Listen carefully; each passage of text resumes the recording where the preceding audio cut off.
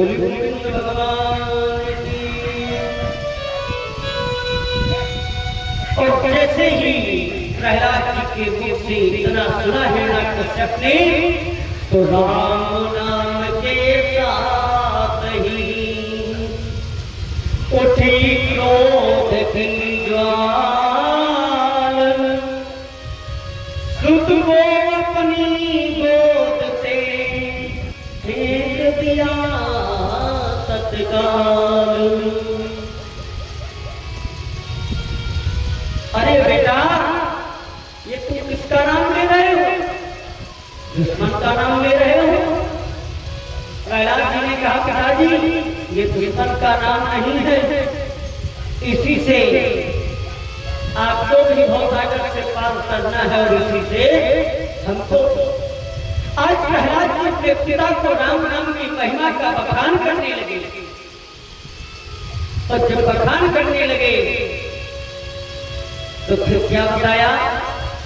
फिर हिरण्यकश्यप ने क्या किया कि तत्काल पकड़ कर बेटे को नागों के आगे छोड़ दिया, और उस परम भक्त की मूर्ति देख, उस परम भक्त की मूर्ति देख सांपों ने विष को छोड़ दिया।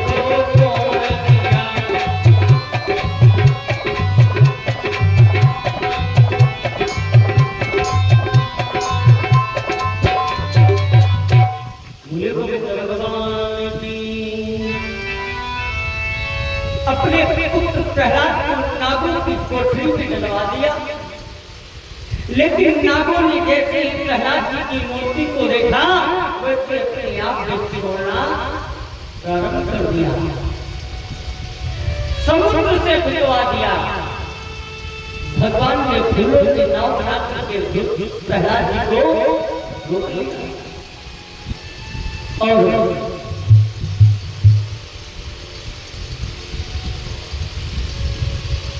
पुरोहितों से कृत्या नाम की राक्षसी उत्पन्न कराई गई। संबरासुर से अनेक प्रकार का माया का प्रयोग किया गया, लेकिन प्रहलाद जी की मृत्यु नहीं हुई।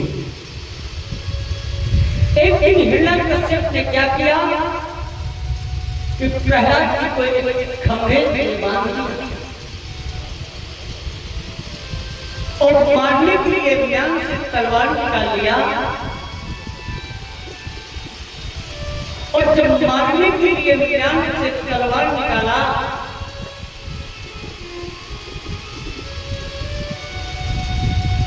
तो हिरण्यकश्यप ने कहा कि बेटा, आज से तुम्हारे राम का जो भूत सवार है ना, आज से तुम्हारा जीवन समाप्त हो रहा है।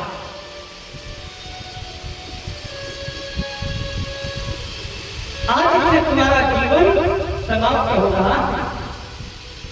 अरे जिस राम के लिए तुम मरने जीने जा रहे हैं, वो राम कहाँ है? एक बार हमको तो दिखा दो, वो राम है कहाँ? अरे कहा पिताजी, जिस खंभे में आपने हमको बांध करके रखा है ना, इसमें भी हमको राम दिखाई दे रहा है। इतना ही नहीं पिताजी, जिस तलवार से आप हमको मारने जा रहे हो ना, इसमें भी हमको राम दिखाई दे रहा है,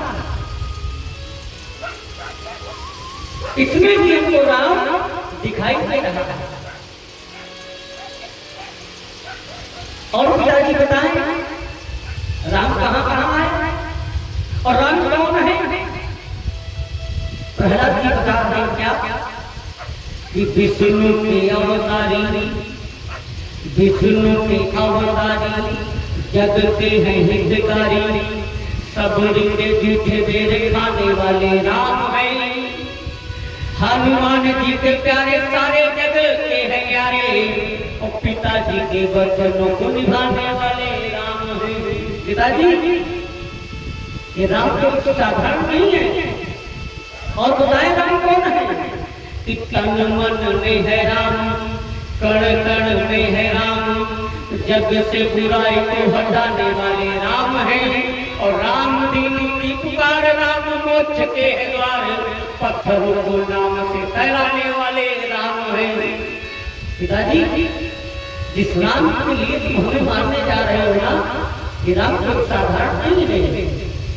और उसमें पिताजी राम कौन है कि राम नाम एक तत्व है, जीवन का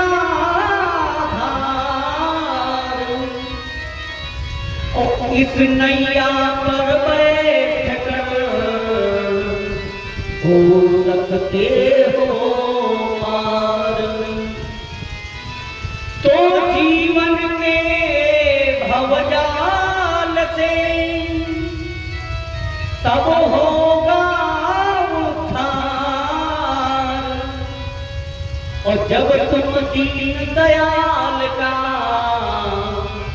देखोगे दरबार। अरे पिताजी ये राम जो है ना कोई साधारण नहीं है, जिस राम के लिए हम मरने जा रहे हैं। पिताजी इतना ही नहीं, और बताए राम कहाँ कहाँ है कि सूर्य की जो किरण निकलती है उसमें भी राम होते थे, वायु की झनकार जो होती है उसमें भी राम होते थे, किसी भी वस्तु को खरीदिए उसमें भी राम रहते थे, आप में हमने भी राम निवास कर रहे हैं। और जैसे ही प्रहलाद जी ने राम नाम की महिमा का बखान करना शुरू किया तो हिरण्यकश्यप को क्रोध आ गया। और जब हिरण्यकश्यप को क्रोध आया तो हिरण्यकश्यप ने क्रोध में आकर के उस खंभे में एक राम सा घूसा मार दिया। और जैसे ही घूसा मारा वैसे उस खंभे से एक महाभयानक आवाज हुई।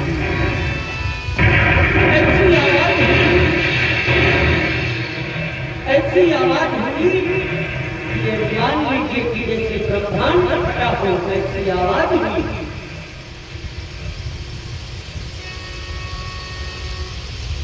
और उसी खंभे से भगवान नरसिंहदेव का प्राप्त हुआ। बोले नरसिंह भगवान की।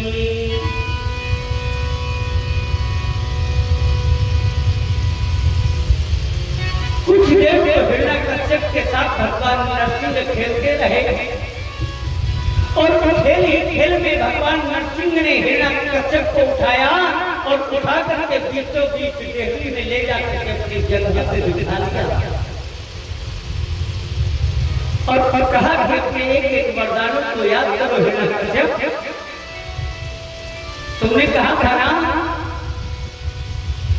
किसी अस्त्र से ना तो मैं भीतर मरूं और न ही मैं बाहर मरूं। याद करिए अपने वरदानों को, ना तो तू भीतर है और ना ही तू बाहर है, बीचों बीच देहली पे बैठा है। तूने कहा था मैं नीचे मरूं ना ऊपर मरूं। याद करिए वरदान को, ना तू ऊपर है और ना तू नीचे है, मेरी जगह पे बैठा हुआ। तुमने कहा था किसी व्यक्ति से किसी पशु से हमारी मृत्यु ना हो। हमारा शरीर देख लीजिए, आधा मनुष्य का है आधा सिंह का। तुमने कहा था किसी अस्त्र से किसी शस्त्र से हमारी मृत्यु ना हो। हमारे हाथों को देखिए, हमारे हाथ में ना ही कोई अस्त्र है और ना ही कोई शस्त्र, कुछ भी तो नहीं है। तुमने कहा था साल के 12 महीने होते हैं और 12 महीनों में हमारी मृत्यु न हो। 12 महीनों में हमारी मृत्यु न हो। भगवान ने 13वां महीना बना दिया मास का, पुरुषोत्तम मास का। याद करिए एक वरदान भगवान ने कहा, तुमने कहा था न मैं दिन में मरूं न रात में मरूं। समय देख लीजिए, न दिन है न रात है, संध्या का समय चल रहा। कि दिन भी ना थी और रात न थी,